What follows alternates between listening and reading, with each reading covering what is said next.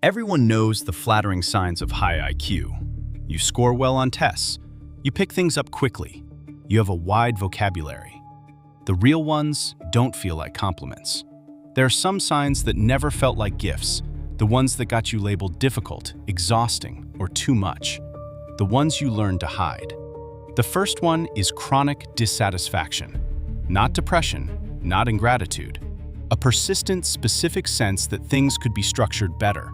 Conversations, systems, plans, rooms. High IQ correlates strongly with what researchers call perceptual load capacity, the ability to simultaneously hold more variables than average. The problem is that once you can see how something should work, the gap between that and how it actually works never stops being visible. It doesn't go away with age. It doesn't soften with success. It just becomes more precise. The second is difficulty finishing things. This one surprises people. High IQ individuals generate competing hypotheses faster than average, which means starting feels electric, and finishing feels like closing a door on every other version of what this could have been.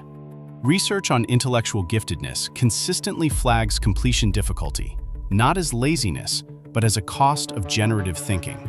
The person who can see 20 directions struggles most to commit to one. The third is a very specific kind of loneliness. Not social anxiety, not shyness.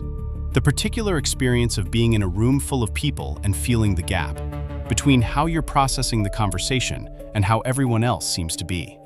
You can see where the discussion is going before it gets there. You notice what nobody said. You track the subtext while everyone else is still on the surface.